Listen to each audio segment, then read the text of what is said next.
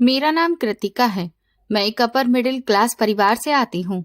घर में हम लोग सिर्फ दो भाई बहन थे। मेरा भाई मुझसे उम्र में बड़ा था और मैं घर में सबसे छोटी होने की वजह से सबकी आंखों का तारा थी।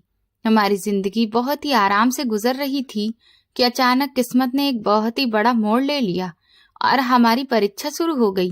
मेरे माँ बाप जब मैं छोटी थी तब एक सड़क हादसे में गुजर गए।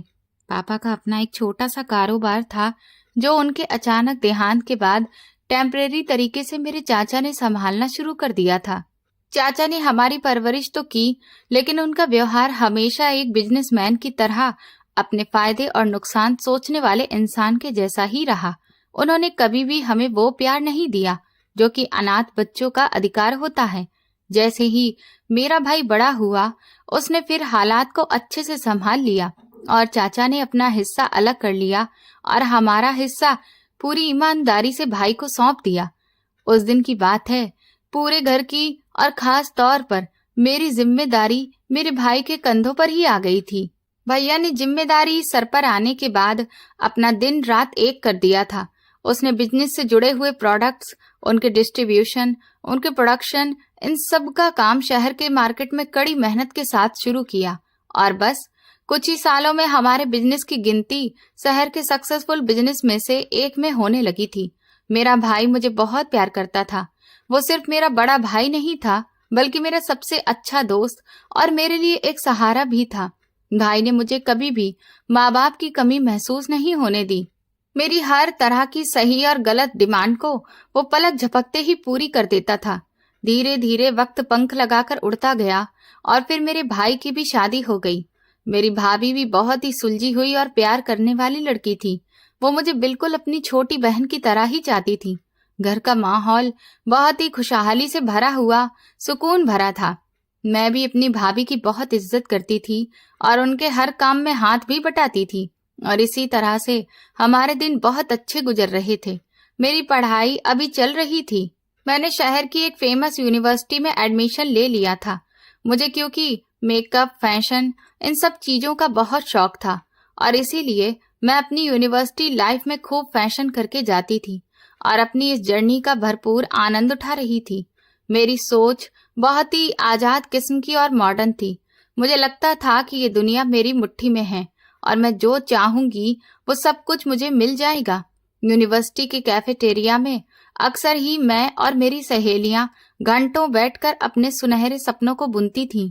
मेरी दोस्त नंदिनी अक्सर मुझसे पूछती कि कृतिका, तुम कैसा लाइफ पार्टनर चाहती हो? मैं बड़ी ही अदा और गर्व के साथ मुस्कुराकर जवाब देती कि मेरा होने वाला पति कोई साधारण इंसान नहीं होगा। वो बहुत पढ़ा लिखा, मॉडर्न और शायद किसी मल्टीनेशनल कंपनी में बड़ी पोस्ट पर काम कर रहा होगा। वो बड़ी सी चमकदार गाड़ी में आएगा और फिर मुझे एक शानदार महल में ब्याह कर अपने साथ ले जाएगा। मैं अपनी खूबसूरती, अपनी डिग्री और अपने भाई की दौलत पर बहुत घमंड करती थी। मुझे लगता था कि मैं किसी राजकुमारी से कम नहीं हूँ और इसीलिए मेरे लायक भी कोई राजकुमार जैसा ही होना चाहिए। मैंने जैसे ही अपना ग्रेजुएशन अच्छे नंबरों से पूरा किया तो घर में जैसे त्योहार जैसा माहौल था। भाई बहुत खुश थे। उस शाम भाई ने मुझे अपने कमरे में बुलाया। वो बैठकर कुछ सोच रहे थे और उनके चेहरे पर एक अजीब सी गंभीरता थी। मैं हंसती मुस्कुराती हुई अंदर गई और उनके पास बैठ गई। भैया, क्या बात है? आप इतने सीरियस क्यों लग रहे हैं? क्या सोच रहे हैं? आज तो मेरी खुशी का दिन है। मैंने उनके हाथ को पकड़ते हुए बड़े ही लाड जताते हुए कहा। उन्होंने गहरी सांस ली और मेरी तरफ मुड़कर प्यार से बोले कि कृतिका, मुझे तुमसे एक बहुत जरूरी बात करनी है और देखो, ये तुम्हारी जिंदगी का सबसे जरूरी फैसला है। उनके ये शब्द सुनकर मैं चौंक गई और ध्यान से उनकी तरफ देखने लगी। मैं तुम्हारी शादी करना चाहता हूँ, लेकिन इससे पहले मैं तुम्हारी मर्जी भी जान लेना चाहता हूँ। भाई ने मेरी आंखों में झांकते हुए कहा। तुम पढ़ी लिखी हो, समझदार हो और जिंदगी की अच्छी बुरी हर तरह की चीज को समझती हो। अगर तुम्हारी नजर में कोई हो जिसे तुम पसंद करती हो या कोई ऐसा लड़का जिसे तुम शादी करना चाहती हो, तो तुम बिना किसी झिझक के मुझे बता दो। मैं तुम्हारा भाई हूँ और साथ ही तुम्हारा बहुत अच्छा दोस्त भी हूँ। मैं तुम्हारी खुशी के लिए सब कुछ कर लूंगा। उस वक्त मुझे अचानक अपने पापा की वो बात याद आई जब मैं बहुत छोटी थी। पापा अक्सर ही प्यार से मेरे माथे पर हाथ फेर कर कहते थे कि बेटा, याद रखना, जो बेटियां माँ बाप और बड़े भाइयों के सामने सर झुकाती हैं और उनकी इज्जत रख लेती हैं, अपनी मनमानी नहीं करती हैं, वही लड़कियां अपने जीवन में कामयाब होती हैं और भगवान की नजर में भी उनकी वैल्यू बहुत होती है। सच तो ये था कि मुझे सच में कोई भी लड़का पसंद नहीं था। यूनिवर्सिटी में बहुत सारे लड़के थे जिन्होंने दोस्ती का हाथ मेरी तरफ बढ़ाया था, लेकिन मेरा स्टैंडर्ड इतना ऊंचा था कि मैं किसी को भी घास तक नहीं डालती थी। बस कुछ सपने थे जिन सपनों को देखना हर लड़की का अधिकार होता है, और मैं भी ऐसे ही सपने देखती थी कि मेरे सपनों का राजकुमार आएगा और मुझे ब्याह कर अपने साथ ले जाएगा। मैंने अपनी शादी को लेकर पूरा फैसला पूरे भरोसे के साथ अपने भाई पर ही छोड़ दिया और मुस्कुराकर कहा कि भैया, मुझे कोई भी पसंद नहीं है। आप जहाँ भी मेरी शादी करवाएंगे और जिस इंसान को भी आप मेरे लिए चुनेंगे, मैं वहीं पर बिना कुछ भी कहे चुपचाप शादी कर लूंगी। मुझे आपकी पसंद पर खुद से ज्यादा भरोसा है। भाई ने जब ये बात सुनी तो उनकी आंखों में खुशी चमकने लगी और उन्होंने प्यार से मेरे सर पर हाथ फेरा। अब आगे किस्मत ने अपना खेल खेलना शुरू कर दिया था। कुछ दिन के बाद एक दोपहर हमारे घर के दरवाजे पर बेल बजी। ड्राइंग रूम में एक बुजुर्ग आए जो देखने में बहुत ही साधारण और गरीब से लग रहे थे। उन्होंने बताया कि वो हमारे पापा के बचपन के बहुत ही गहरे दोस्त थे। उन्होंने भैया को देखते ही उन्हें अपने गले से लगा लिया और फिर काफी देर बैठकर पुरानी यादें ताजा की। चाय पीते हुए अंकल ने अचानक से एक ऐसी बात कह दी जिसने मेरे भाई के भी होश उड़ा दिए थे। उन्होंने भैया को बताया कि वो अपने बेटे की शादी करना चाहते हैं और इस वजह से ही आज वो हमारे घर पर आए हैं।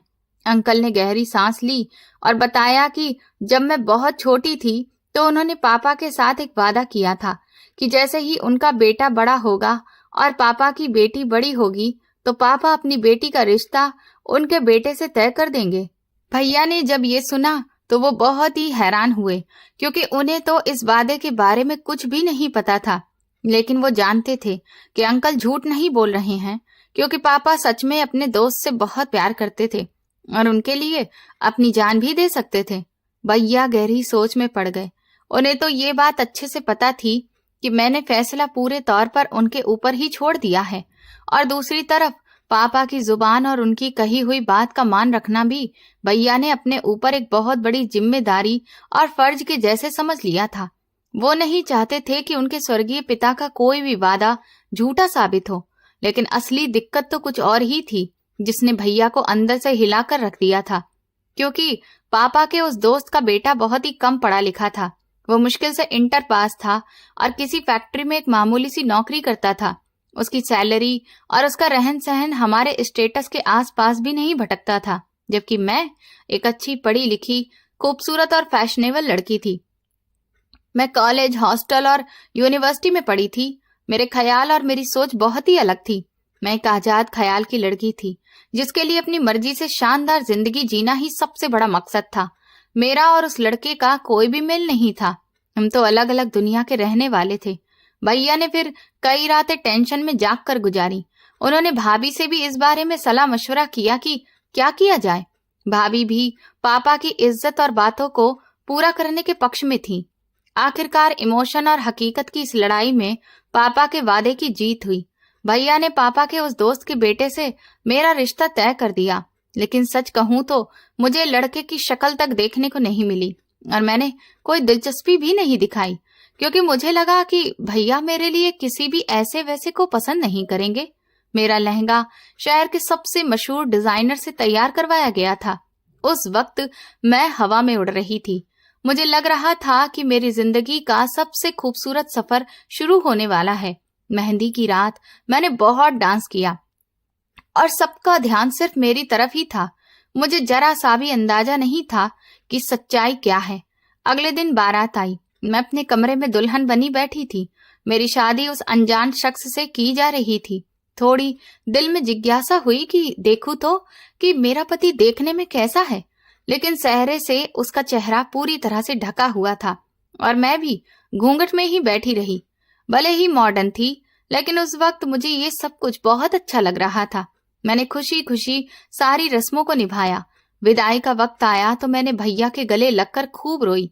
भैया की आंखों में भी आंसू थे, लेकिन उनके आंसुओं में कोई और ही कहानी छिपी थी जो उस वक्त मैं पढ़ नहीं पा रही थी। मुझे रोता हुआ ही गाड़ी में बिठाकर विदा कर दिया गया। गाड़ी का सफर काफी लंबा होता जा रहा था और मेरे दिल की धड़कन तेज हो रही थी। जब गाड़ी रुकी तो मैंने खिड़की से बाहर देखा तो पाया कि मैं जिस जगह थी वो तो बहुत ही पतली और खस्ता हाल जैसी गली थी। आसपास के मकान बहुत ही छोटे और पुराने से थे। ये देखकर मेरा दिल एकदम से घबरा गया। मैंने सोचा कि शायद हम लोग रास्ता भटक गए होंगे, लेकिन ड्राइवर ने दरवाजा खोला और जब मुझे उतारने का इशारा किया तो मुझे एक बहुत ही छोटे और कम रोशनी वाले घर में ले जाया गया।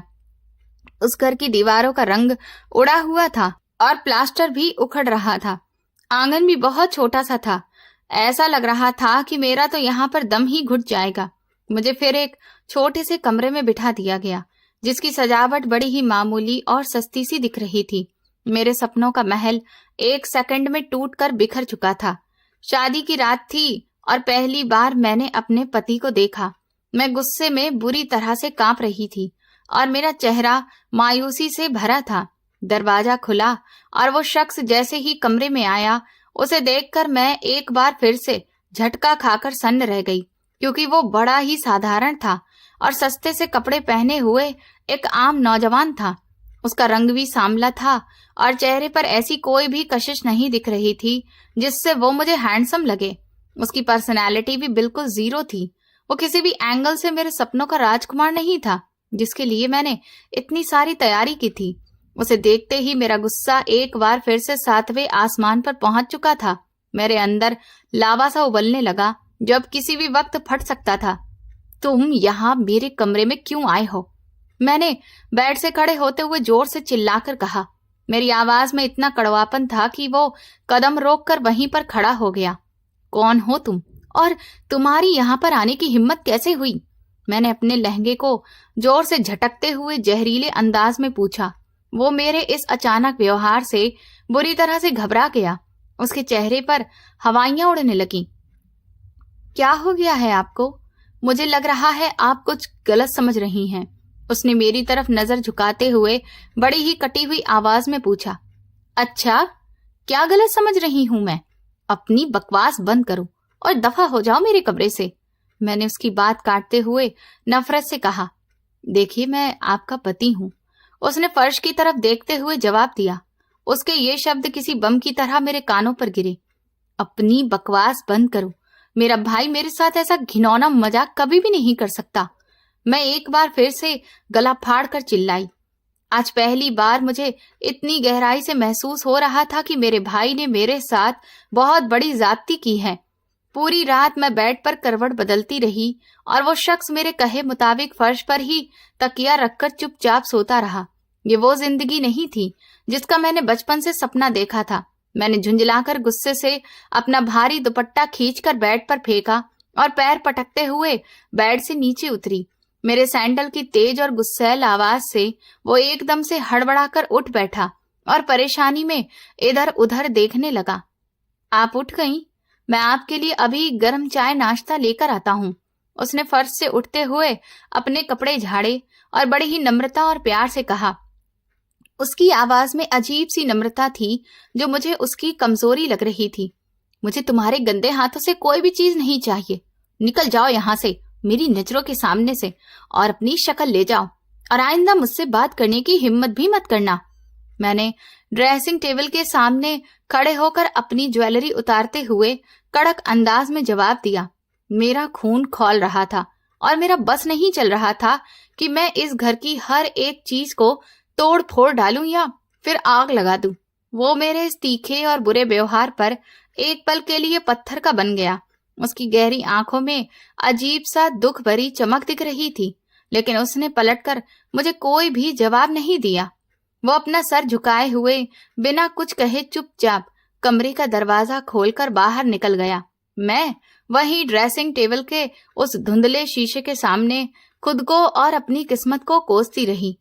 आज मेरा रिसेप्शन था और मुझे इस बदबूदार और गरीब कबाड़ जैसे घर में दुल्हन बनकर बैठना था।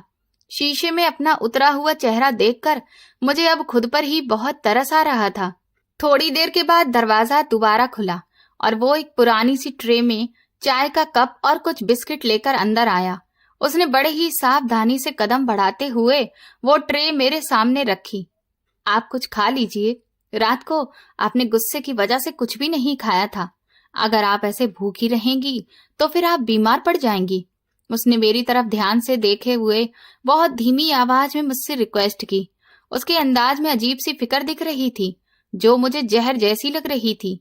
मैंने तुमसे कहा ना कि मुझे तुम्हारी ये मनुष्य शक्ल और तुम्हारा लाया हुआ ये सस्ता और घटिया खाना नहीं खाना है।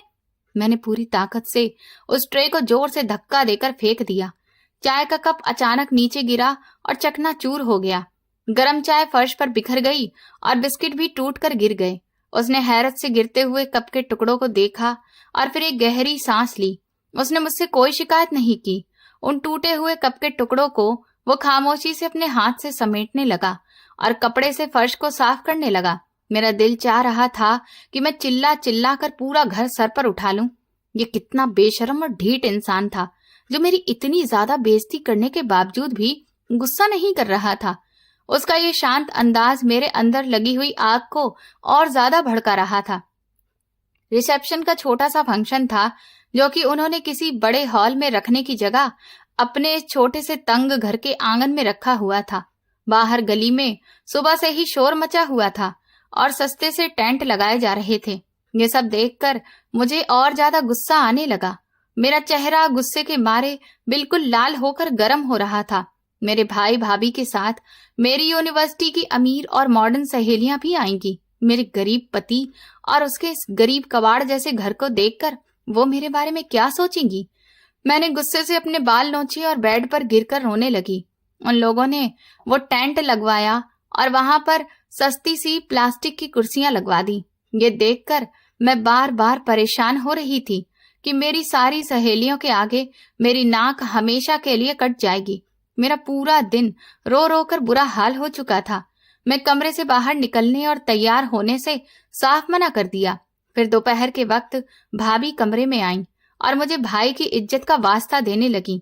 भाभी के रिक्वेस्ट करने और भाई की इज्जत का सोचकर ही मैंने फिर एक भारी और कीमती शरारा पहना और जबरदस्ती खुद को तैयार किया। शीशे में खुद को सजा धजा देखकर मुझे खुद से ही नफरत हो रही थी। जब शाम को मेहमान आने शुरू हुए तो मेरा दिल बुरी तरह से धड़क रहा था। मैं अपना सर झुकाकर एक सस्ती सी कुर्सी पर जाकर बैठ गई थी। मेरी सहेलियां जब महंगे कपड़े पहने हुए अंदर दाखिल हुईं तो उनकी आंखों में साफ तौर पर हैरानी और आसपास के माहौल का मजाक उड़ाने वाले एक्सप्रेशन थे। कृतिका, ये सब क्या है? ये कैसी जगह है? वो जो बाहर मेहमानों को बर्तनों में से खाना निकाल कर दे रहा है, जिसके कपड़ों पर सब्जी गिरी हुई है, वही तुम्हारा पति है? नंदिनी ने मेरे कान के पास झुककर धीमे अंदाज में तंज मारते हुए कहा।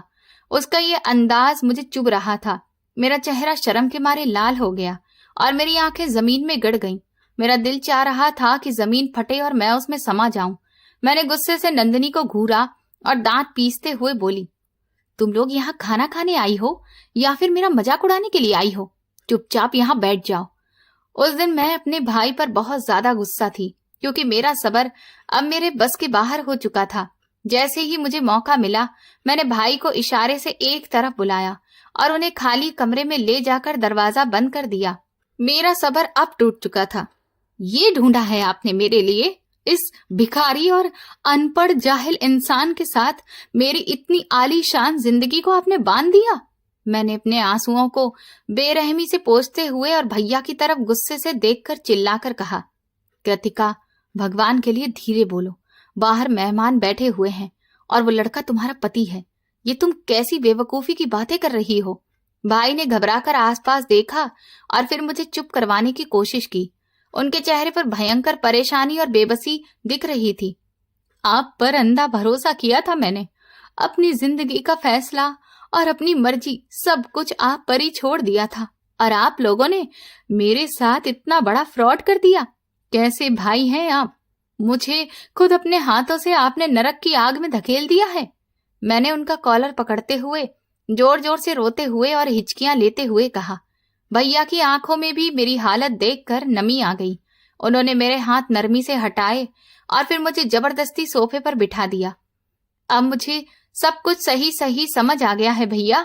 मैं आप पर एक भारी बोझ थी और इसीलिए आपने इतनी जल्दबाजी में अपनी जान छुड़ाई और मुझे धक्का देकर एक ऐसे इंसान के साथ बांध दिया जिसका मेरे साथ दूर दूर तक कोई भी मैच ही नहीं है। मैंने उनकी आंखों में देखते हुए तीखे और चुभते अंदाज में इल्जाम लगाया। भैया मुझे बार बार प्यार से समझाने की कोशिश कर रहे थे। देखो कृतिका, मेरी बात ध्यान से सुनो। तुम्हारा पति सच में बहुत अच्छा और शरीफ इंसान है। वो दिल का बहुत सच्चा है। उसने एक भी शब्द अभी तक तुम्हारे खिलाफ नहीं कहा। वो तुम्हारी बहुत इज्जत करता है और तुम्हें खुश रखेगा। तुम उसे एक मौका तो देकर देखो। उसके दिल के अच्छे होने का क्या करूं? मैं अचार डाल दूं क्या, जब उसकी शक्ल ही अच्छी नहीं है, जब वो मेरे साथ सोसाइटी में उठने बैठने के लायक तक नहीं है। मुझे उससे घिन आती है। उसके वजूद से मुझे नफरत होती है, उसकी गरीबी से और उसके गंवारपन से। मैंने नफरत भरे अंदाज में मुंह बनाते हुए नफरत से थूक कर जवाब दिया।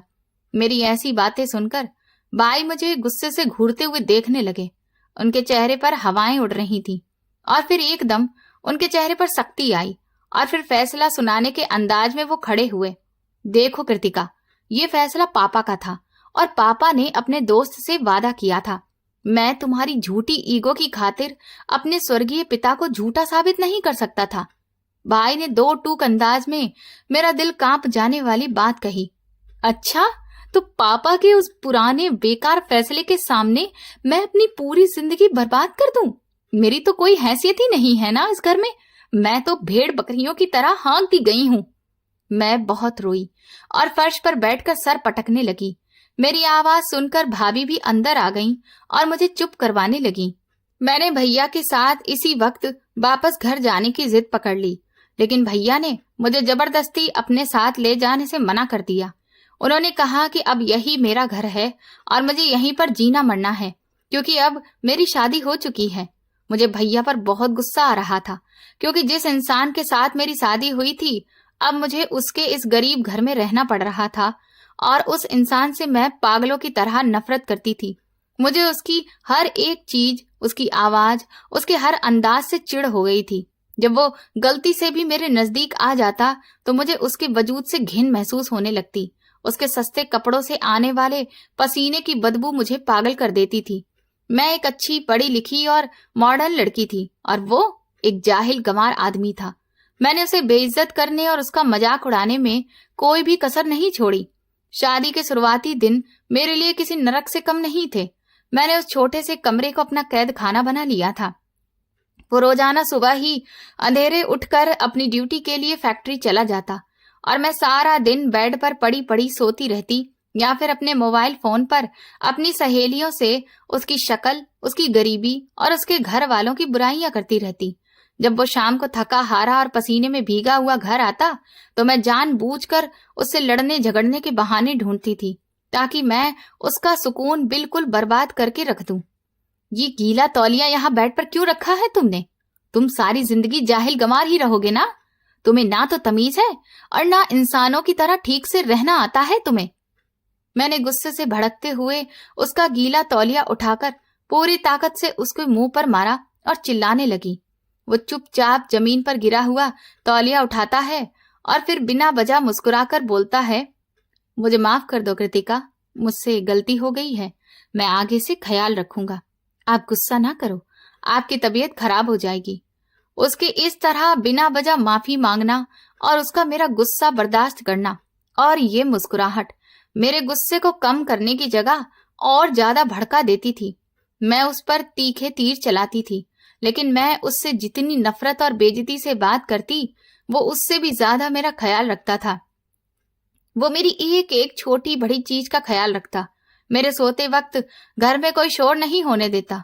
उसने अपने घर वालों को सख्ती से मना कर रखा था कि कोई भी बिना वजह मेरे कमरे की तरफ ना आए। मेरा दोपहर और रात का खाना टाइम पर मेरे कमरे में वो लेकर आता था। वो एक ट्रे में बड़े ही साफ सुथरे बर्तनों में खाना सजा कर लाता। ये लीजिए, आप खाना खा लीजिए। आप दिन में कुछ नहीं खाती हैं, ऐसे तो आप बहुत कमजोर हो जाएंगी। वो बड़े ही कायदे से प्लेट मेरे सामने बेड पर रखते हुए मेरी फिक्र जताता। तुम्हें मेरी फिक्र करने की कोई जरूरत नहीं है। अपना काम करो और निकलो यहाँ से। तुम्हारी मौजूदगी में मेरा दम घुटने लगता है। मैं मुंह फेर कर बड़ी ही बेरुखी और घमंड भरे अंदाज में जवाब देती, लेकिन वो अजीब किस्म का बेशर्म और जिद्दी इंसान था। उसे मेरी किसी भी कड़वी बात का बुरा ही नहीं लगता था। आखिरकार एक रात मेरा सब्र जवाब दे गया। वो मेरे लिए मार्केट से खास तौर पर फल लाया था, जो कि आम थे। उसे कहीं से पता चल गया था कि मुझे फलों में आम बहुत पसंद है। उसने आम धोकर बहुत अच्छे से प्लेट में काट कर रखा और फिर मेरे सामने बेड पर ले आया। मुझे पता चला कि आपको आम बहुत पसंद है। मैं खास तौर पर मंडी से आपके लिए लेकर आया हूँ। आप खाकर तो देखिए, ये बहुत मीठे हैं। उसकी आंखों में अजीब सी खुशी और चमक थी, जैसे उसने कोई बहुत बड़ी लॉटरी जीत ली हो। मैंने नफरत से प्लेट को देखा और फिर उसके थके हुए काले सांवले चेहरे को देखा। मेरे अंदर भरी हुई सारी कड़वाहट मेरी जुबान पर आ गई। आखिरकार मैंने सीधा उसके मुंह पर बोल दिया, तुम्हें क्या मैं ही मिली थी शादी करने के लिए इस पूरी दुनिया में? बताओ, मैं अंधी हो गई थी या फिर तुम ही अंधे थे जो मेरा रिश्ता मांगने मेरे घर चले आए? मैं बेड से एकदम खड़ी होकर उसकी आंखों में आंखें डालकर चिल्लाकर बोली। उसके चेहरे की वो मासूम सी खुशी एकदम गायब हो गई, लेकिन वो अपनी आदत के मुताबिक चुप रहा। तुम्हारे जैसे काले कलूटे और बदरंग शक्ल वाले के लिए इस पूरी दुनिया में लड़कियों की कोई कमी थी क्या? कोई भी गरीब और जाहिल लड़की तुमसे शादी कर लेती। तुम इस धूल मिट्टी के बराबर हो, लेकिन सपने तुम आसमान में उड़ने के देखने लगे। मैंने उसकी गरीबी और उसकी शक्ल का बड़ी ही बेशर्मी से मजाक उड़ाया।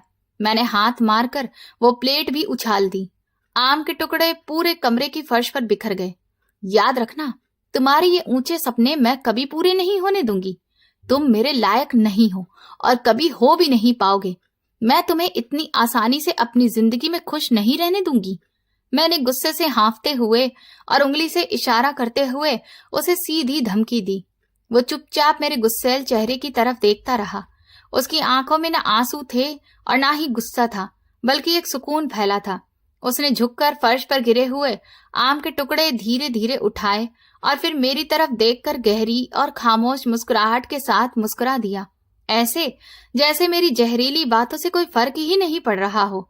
उसकी ये शांत मुस्कुराहट मुझे और ज्यादा चिढ़ाने लगी थी, लेकिन मैंने अपने दिल में पक्का फैसला कर लिया था कि अब मैं उसे इस हद तक गिरा दूंगी कि वो आदमी खुद परेशान होकर हाथ जोड़कर मुझे घर से निकाल देगा और तलाक दे देगा। मैं इस इंसान की जिंदगी नरक बनाकर रख दूंगी। आम वाले वाक्य के बाद मेरे अंदर की नफरत अब एक गहरा नासूर बन चुकी थी और उस घर की वो पुरानी दीवारें मुझे हर वक्त काटने को दौड़ती थी। मेरा गुस्सा उसके उस खामोश और सुकून भरे अंदाज को देखकर और हाई हो रहा था। मैंने अपनी चादर को गुस्से से पीछे हटाया और पैर पटकती हुई उसके ठीक सामने जाकर खड़ी हो गई। मेरी आंखों में गुस्से की लाल लकीरें दिख रही थीं और मैं बुरी तरह से कांप रही थी। मैं अपने भाई के घर जाना चाहती हूँ, मैंने उसकी आंखों में आंखें डालकर अपना फैसला सुनाते हुए कहा। वो मेरी अचानक बात पर चौंक गया और उसके हाथ से शर्ट छूटकर नीचे गिर गई। उसने गहरी सांस ली और फिर मेरी तरफ देखकर धीमी आवाज में बोला, ठीक है, मैं आपको ले चलता हूँ। उसकी नम्रता अभी भी जारी थी। आप तैयार हो जाइए, हम मिलकर चलते हैं, लेकिन शाम को मेरे साथ वापस आ जाएंगे। उसकी इस बात पर मैं बुरी तरह से झुलस गई। आपके बिना मुझे ये घर सूना सा लगता है कृतिका। उसने मेरी लाल आंखों को नजरअंदाज करते हुए अपने दिल की बात कही। अपनी बकवास बंद करो तुम, मैंने उसकी बात काटते हुए जहरीले और कड़क अंदाज में कहा।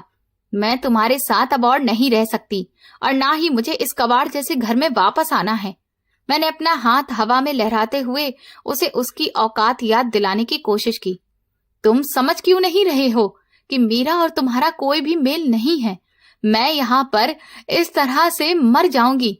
वह मेरा ये अंदाज देखकर चुप हो गया और अपना सिर झुका लिया।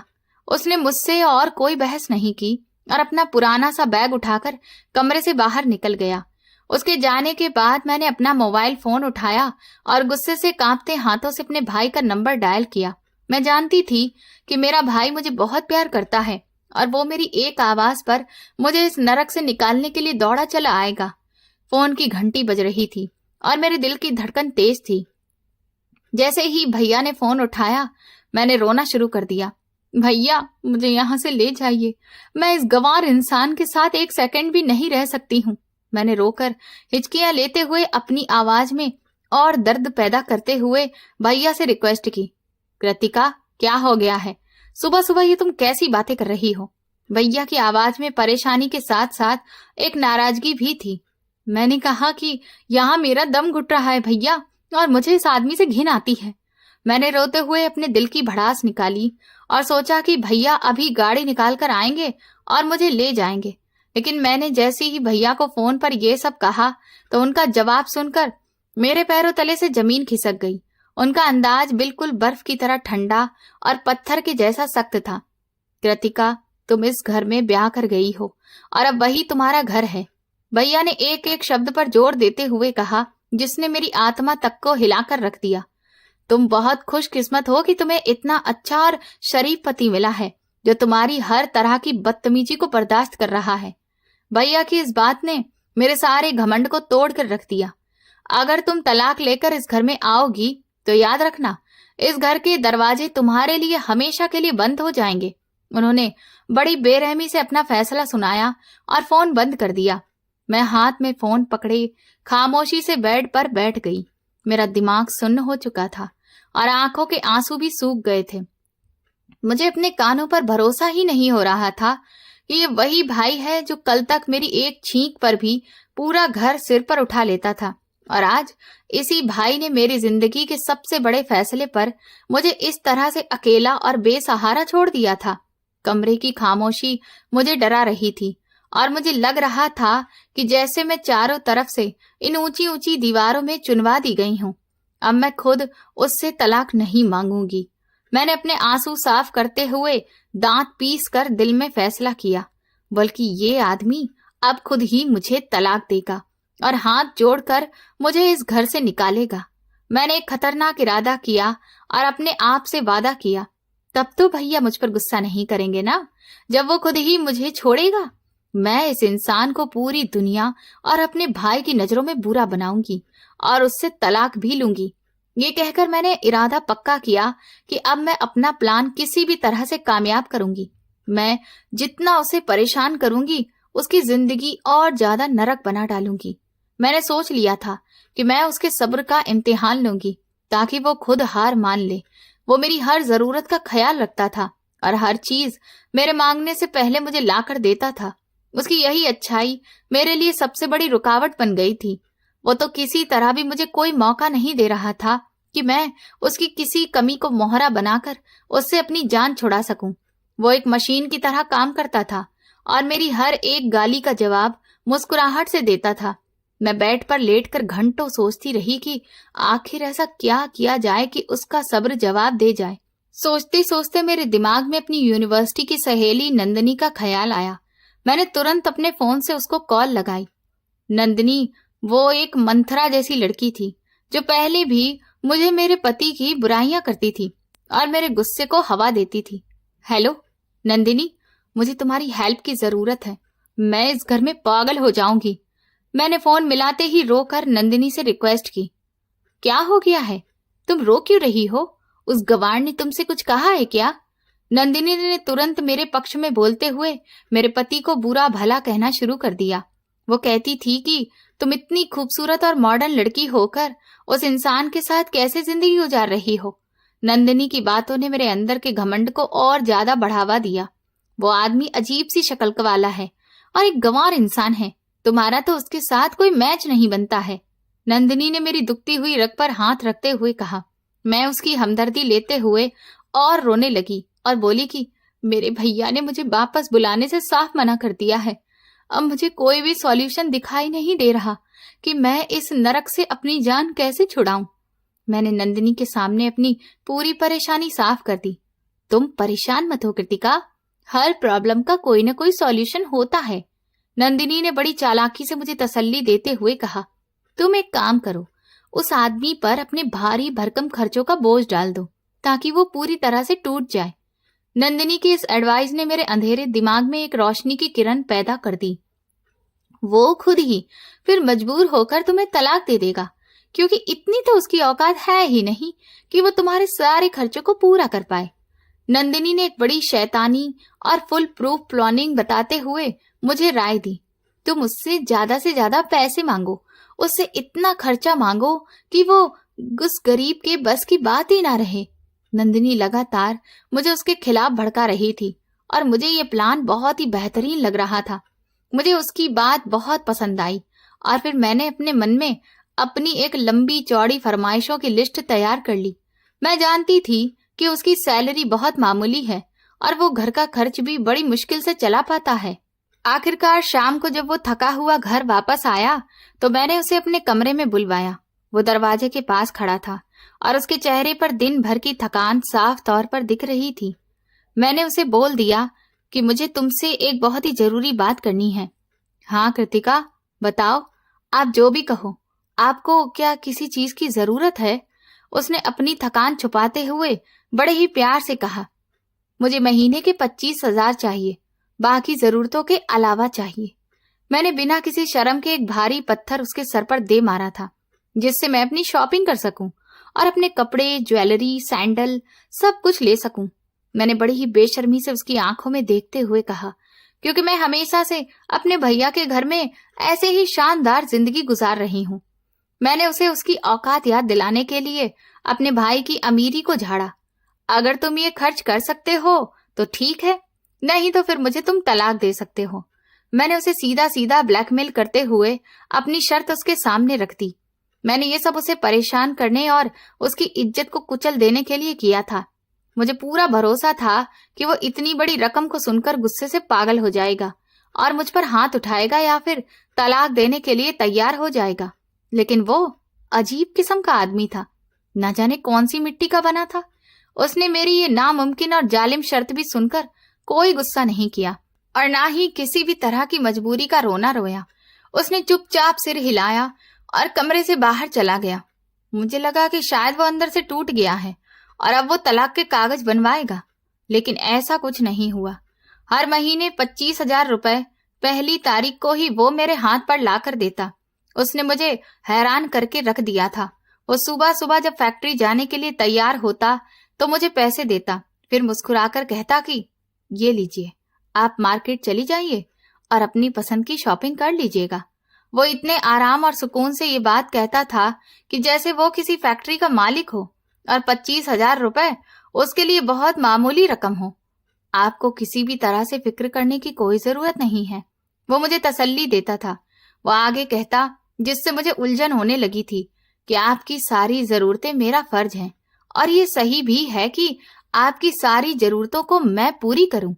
वो ये बात इतनी आसानी से कहकर फैक्ट्री चला गया था और मैं बिस्तर पर बैठी उन कड़क नोटों को देखती रही। उस दिन भी 1 तारीख थी, जब सर्दियों की एक ठंडी सुबह की शुरुआत हुई। सुबह के वक्त वो मंदिर से लौटा, सीधा मेरे कमरे में आया। उसके हाथ में पैसों की गड्डी थी। उसने मेरे तकिए के पास वो पैसे रखे और मुझे देखकर अपने काम के लिए निकल गया। मैं उन नोटों को मुट्ठी में दबाए बिस्तर पर बैठी सोच रही थी कि मैं तो बहुत अच्छी तरह से जानती हूँ कि वो एक छोटी सी फैक्ट्री में काम करता है, जहां पर उसकी सैलरी सिर्फ 25,000 रुपए ही है। मुझे इस बात का एहसास उसके घर वालों की बातों से हो गया था। अगर वो अपने पूरे महीने की सैलरी मुझे दे देता था तो फिर बाकी के खर्चे को कैसे पूरा करता था?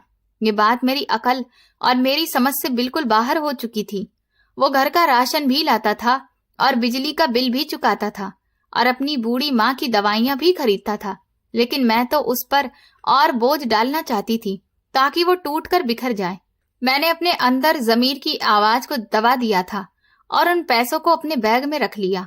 मुझे इस बात से कोई मतलब नहीं था कि वो ये पैसे कहाँ से ला रहा है या किसके आगे हाथ फैला रहा है।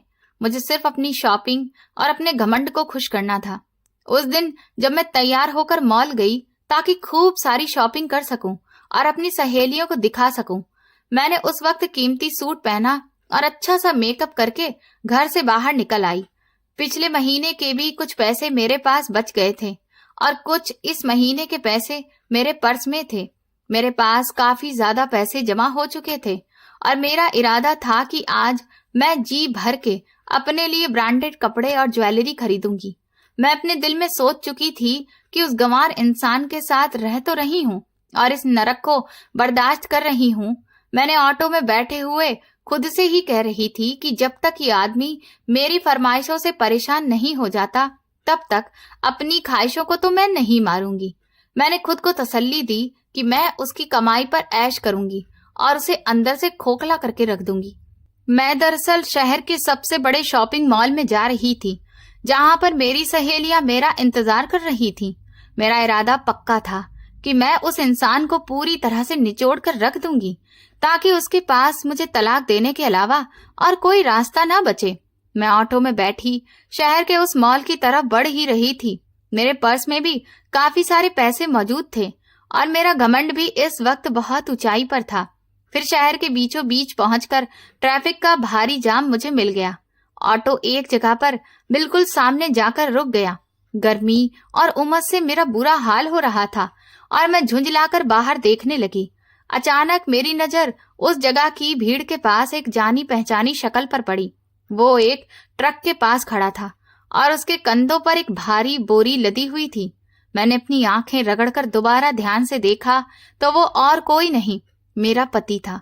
मेरे मुंह से अचानक एक दबी हुई चीख निकल गई और मेरा पूरा शरीर सुन्न पड़ गया। वो लगातार भारी सामान अपने सिर और कंधों पर लाद कर ट्रक की छत पर चढ़ रहा था। उसके कपड़े पसीने से भीग चुके थे और उसके माथे से पसीना बह रहा था जो कि उसकी आंखों में जा रहा था और वो बार बार अपनी आंखों को पोंछ रहा था। मैंने ध्यान से उसके पैरों की तरफ देखा। उसके जूते भी बुरी तरह से फटे हुए थे और जिनमें से उसके अंगूठे बाहर निकले हुए थे जो कि धूल और मिट्टी से भरे पड़े थे। हे भगवान, ये आदमी यहाँ क्या कर रहा है? मेरा दिल जोर जोर से धड़कने लगा और मेरी सांस उखड़ने लगी। उस वक्त तो मेरी आत्मा भी कांप गई थी। आज न जाने क्यों उस इंसान पर मुझे बहुत दया आई और मेरे अंदर का सारा घमंड एक सेकंड में चकनाचूर हो गया।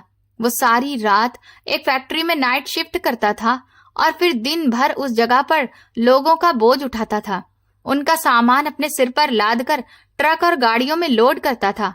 उसका वो फटा हुआ जूता और उसके पुराने कपड़े चिल्ला चिल्ला कर ये गवाही दे रहे थे कि वो आदमी जितना भी कमाता था वो सिर्फ और सिर्फ मुझ पर खर्च करता था।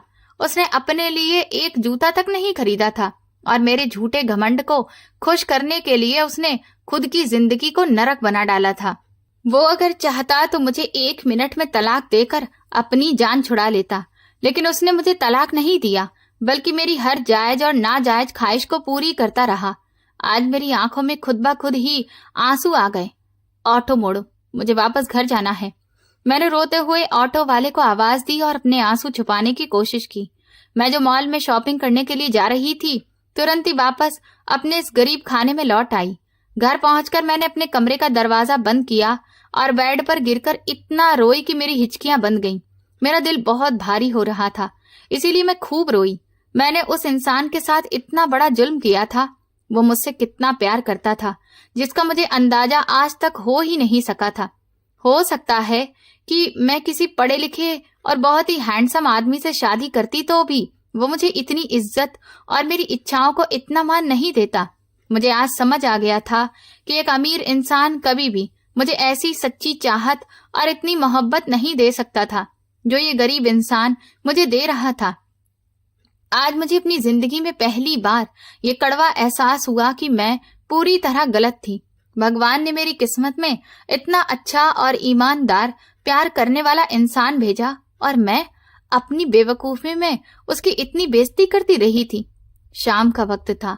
जब वो घर आया वो रोजमर्रा से भी ज्यादा थका हुआ और बिल्कुल बेदम लग रहा था। उसने कमरे में आते ही मेरी तरफ एक नजर देखा और फिर चुपचाप कुर्सी के कोने पर बैठ गया। थकान इस कदर ज्यादा थी कि वो कुर्सी पर ही टेक लगाकर सो गया। मैं बेड पर खामोशी से बैठी उसके मासूम और थके हुए चेहरे को देख रही थी। मैंने जैसे ही अपनी जगह से उठी तो मेरे पैरों की आहट से उसकी आंख खुल गई। वो हड़बड़ाकर कुर्सी से उठ गया और अपनी गर्दन संभाली, फिर परेशानी से मेरी तरफ देखने लगा। मुझे फैक्ट्री जाना था। मेरी तो आंख पता नहीं कैसे लग गई। उसने घबराहट में अपने बाल ठीक किए और फिर दरवाजे की तरफ बढ़ने लगा। फिर वो मुझसे पलटकर बोला कि आप यहीं बैठिए, मैं अभी आपके लिए खाना लेकर आता हूँ। पहले आप खाना खा लीजिए, उसके बाद जो आपको करना हो करती रहिएगा।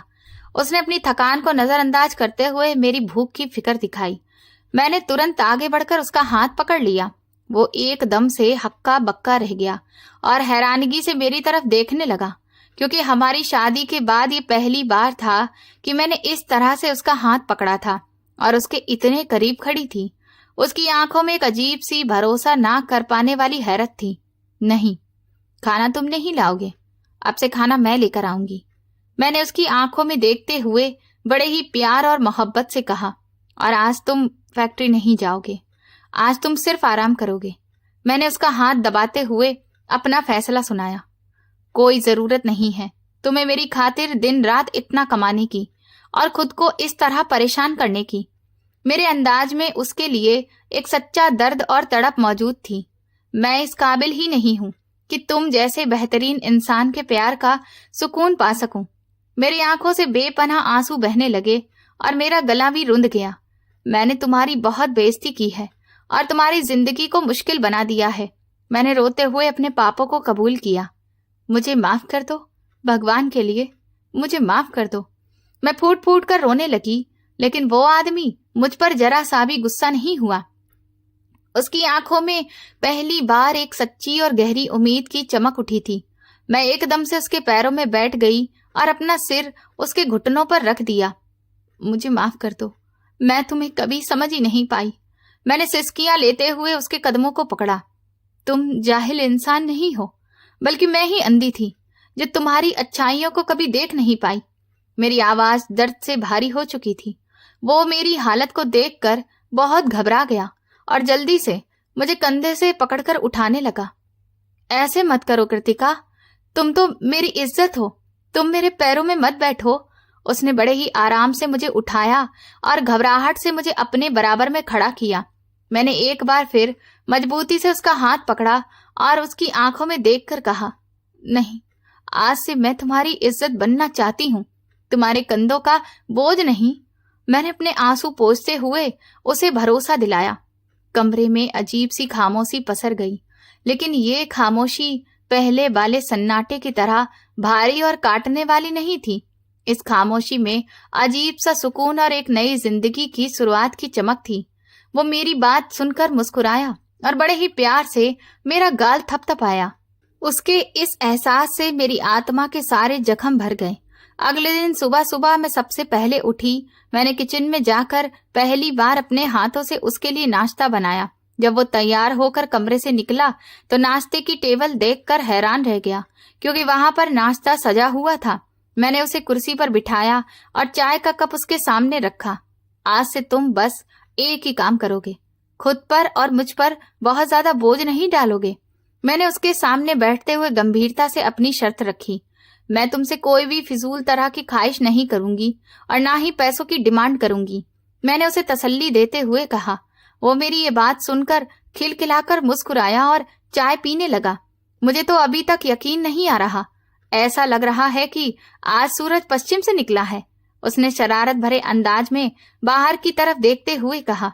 मैं उसकी बात पर मुस्कुराई और उसकी तरफ देखकर बोली, हाँ, आज सूरज वहीं से निकला है जहां से तुम कह रहे हो। मैंने गहरी सांस लेते हुए जवाब दिया। मेरे दिल में आज जिंदगी में पहली बार इंसानियत का सच्चा दर्द महसूस हुआ। मैंने अपने दिल पर हाथ रखते हुए अपनी उलझन बताई। वो हंस पड़ा। मैंने उसी पल महसूस किया कि जिस इंसान से मुझे कल तक घिन आती थी, आज वही मेरी जिंदगी का सबसे खूबसूरत एहसास बन गया था। उसका वो सांवला रंग मुझे दुनिया का सबसे खूबसूरत रंग लगने लगा था और उसकी वो सादगी मेरी सबसे बड़ी ताकत बन गई थी। कभी कभी हम सिर्फ बाहरी चीजें, पैसे और स्टेटस को ही सब कुछ समझ लेते हैं। हम डिग्रियों को तो तौलते हैं और इंसान को भूल जाते हैं, मगर असली शिक्षा तो इंसानियत, दुख सुख बांटना, सब्र करना और सच्चा प्यार होता है, जो कि मैंने आखिरकार अपने उस गरीब पति में देखा था। उसी दिन के बाद से मेरे पास जो 25,000 रुपए बचे थे, मैंने उसे वापस कर दिए और उसे ट्रक में बोझ लोड करने वाली मजदूरी छोड़ने पर मजबूर कर दिया। वक्त गुजरने के साथ मेरी सच्ची माफी और उसकी कड़ी मेहनत रंग लाई। आज मेरे पति के पास भगवान का दिया सब कुछ है।